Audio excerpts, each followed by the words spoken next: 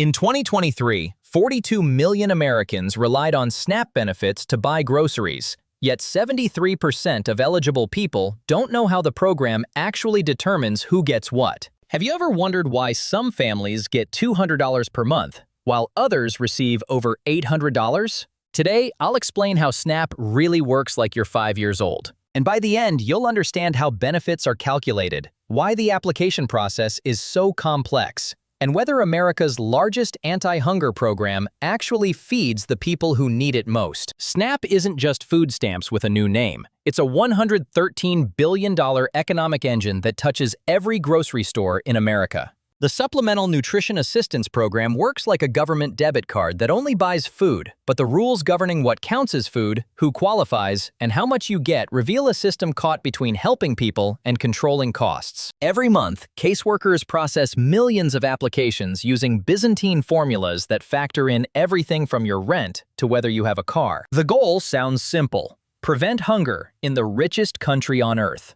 The reality is far more complicated. Your SNAP benefit isn't based on how hungry you are. It's calculated by a federal algorithm that treats your family like a mathematical equation. The formula starts with your gross monthly income, then subtracts approved deductions: 20% of earned income, dependent care costs, medical expenses over $35 for elderly or disabled household members, and shelter costs that exceed half your income after other deductions. What's left determines your net income, which gets compared to federal poverty guidelines. If you're at or below 130% of the poverty line, roughly $2,800 monthly for a family of 4, you might qualify.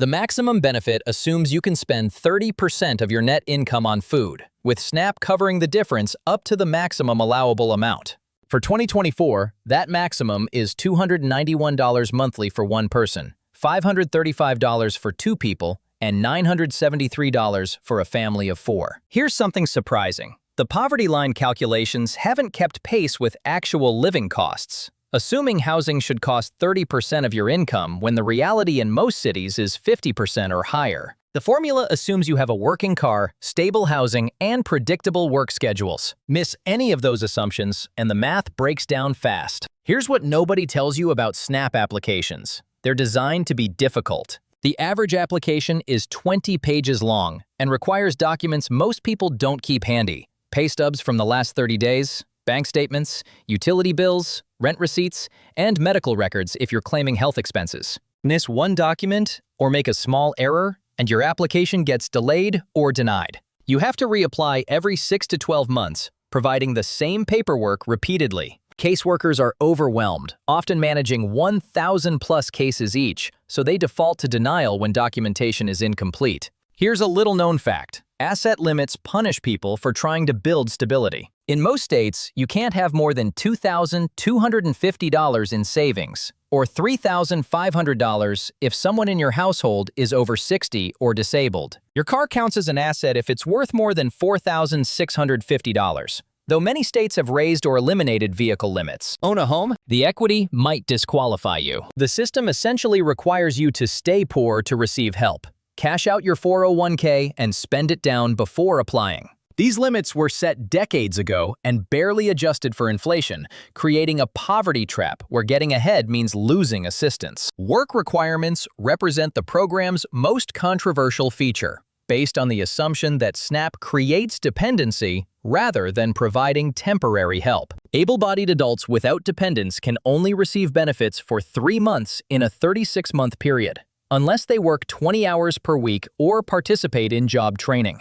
But here's where it gets wild. The same politicians who demand work requirements for food assistance rarely apply them to other government benefits. Corporate subsidies, farm payments, and tax breaks for wealthy investors come with no work requirements whatsoever. A billionaire can receive millions in agricultural subsidies while contributing nothing to society. But a single mother working part-time at minimum wage has to prove she deserves help buying groceries. SNAP's food restrictions create their own bizarre contradictions. You can buy lobster and energy drinks, but not vitamins or soap. Prepared hot food is banned, but you can purchase identical cold food and heat it at home. Birthday cakes are allowed, but birthday candles aren't. Pumpkins count as food if you plan to eat them, But Halloween jack-o'-lanterns don't qualify. Seeds for growing vegetables are approved, but fertilizer to help them grow isn't. The rules reflect decades of political compromise rather than nutritional logic. Here's another strange aspect. The timing of benefit distribution creates predictable surges in grocery store traffic. Most states load SNAP cards on the same few days each month, meaning grocery stores in low-income neighborhoods see dramatic sales fluctuations, with some reporting 40% of their monthly SNAP revenue arriving in the first week. This clustering effect creates empty shelves during peak times, higher prices due to demand surges, and visible identification of SNAP recipients who shop during these predictable windows. The economic impact of SNAP extends far beyond recipients themselves. Every dollar in SNAP benefits generates approximately $1.50 in economic activity as families spend the money at local grocery stores, which then pay suppliers, employees, and landlords. Rural communities particularly benefit since grocery stores in small towns often depend on SNAP dollars to stay profitable. Remove SNAP, and many would close, creating food deserts that hurt everyone. Corporate America has noticed. Walmart, Amazon, and other major retailers now compete aggressively for SNAP customers, recognizing them as a reliable revenue stream backed by federal guarantees. Here's the kicker about SNAP fraud. It's far less common than politicians claim, but the detection system punishes honest mistakes as harshly as intentional deception. The fraud rate sits around 1.5%, lower than most government programs and private businesses. Yet one small error on your application, reporting $1,847 in monthly income instead of $1,874, can trigger fraud investigations that take months to resolve. Meanwhile, you lose benefits immediately, while the bureaucracy sorts things out.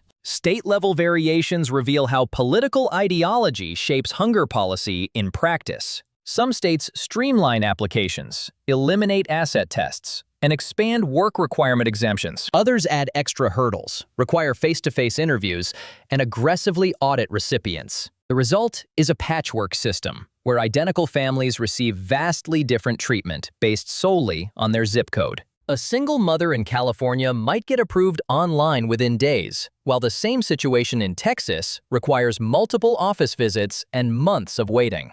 The application process reveals the fundamental tension in American social policy. We want to help people, but we're terrified someone might get help they don't deserve. This fear creates systems so complex and invasive that many eligible people never apply. Studies suggest only 68% of eligible individuals actually receive SNAP benefits. The missing 32% includes working families who earn slightly too much, elderly people who don't realize they qualify, immigrants afraid of deportation, and people who simply can't navigate the bureaucratic maze. Emergency SNAP changes during COVID-19 demonstrated how the program could work if politics allowed it. Benefit increases, suspended work requirements, and simplified applications helped 42 million Americans avoid hunger during economic catastrophe. Grocery stores reported steady sales, communities remained stable, and fraud rates actually decreased. But as the emergency ended, politicians rushed to restore the old restrictions, apparently preferring complex inefficiency to simple effectiveness. Behind every SNAP statistic is a family making impossible choices. Do you pay rent or buy groceries? Skip medications to afford food, or skip meals to afford medications?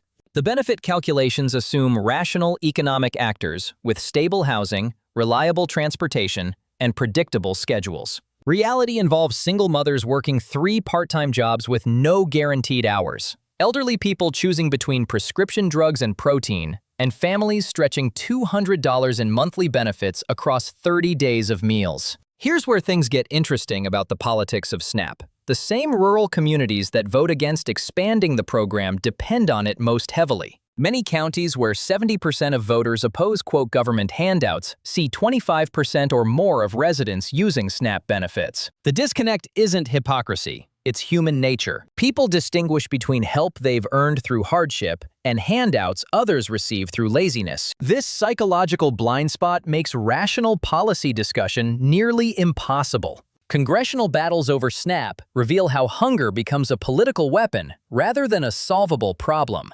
Conservative politicians propose cuts to reduce dependency. Liberal politicians propose increases to reduce hunger, and neither side addresses the underlying economic conditions that create need in the first place. Meanwhile, agribusiness lobbyists quietly ensure that SNAP benefits can only be spent on food produced by their clients, making the program as much about corporate welfare as family nutrition. The administrative costs of maintaining SNAP's complexity are staggering, but rarely discussed.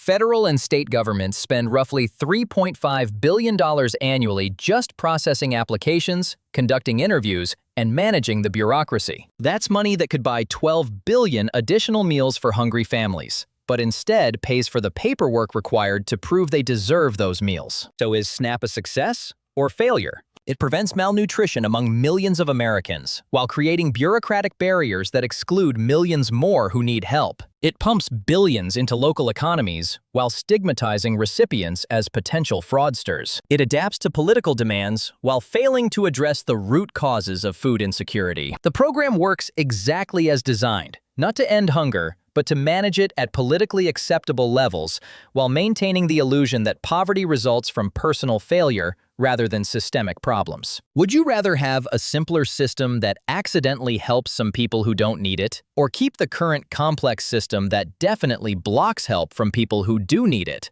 Share your experience if you've ever needed help buying groceries but couldn't figure out how to get it.